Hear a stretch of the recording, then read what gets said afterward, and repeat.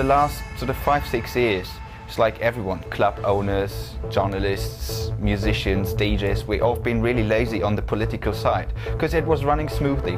You know, clubs were running great, the music was doing fine, you know, everything was okay. Before that, we sort of been much more aggressive about pushing the boundaries in terms of, hey, this is a youth culture. You know, this is culturally a really important issue, what we're doing and what the whole thing is. You know, because it's not just about music, you know, there's like a certain way of writing. There are writers out of this whole scene. There are basically fashion designers, interior design, things like this. It's all developed through the same sort of cultural roots.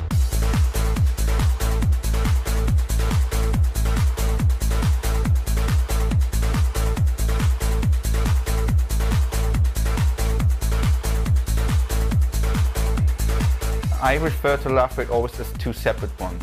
There was the one from the beginning till '94 where sort of, you know, the whole scene in Berlin and from Germany came together and basically showed out to the world, hey, listen, this is what we do, we're different, this is our way of doing things. Because of this, you know, and no one actually ever argued about the fact that we're making a lot of fuss about it and a lot of press.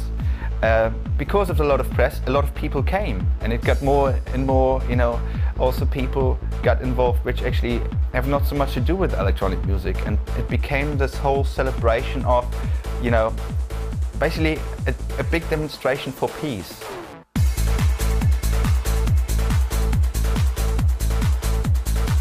I hope actually it's not becoming the coolest city, because, you know, when you're a cool city, you very, you know, soon are not really cool anymore.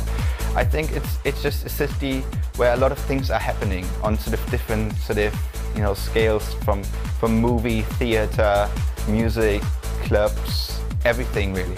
And that's really cool. We have really good sort of, you know, restaurants and bars, and a really sort of nice, also somewhat trendy sort of scene, you know, where you can go out and have a lot of fun.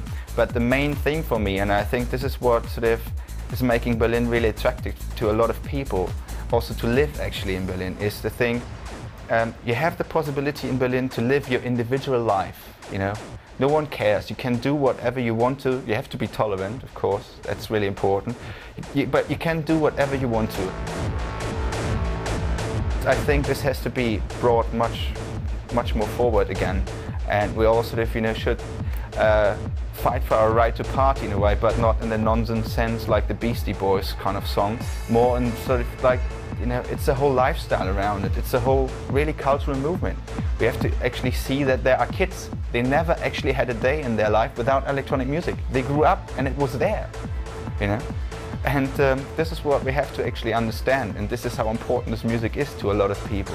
And this is, as I say, we have to sort of push much more forward to the authorities and, you know, make them aware of the fact that this is much stronger power than they believe.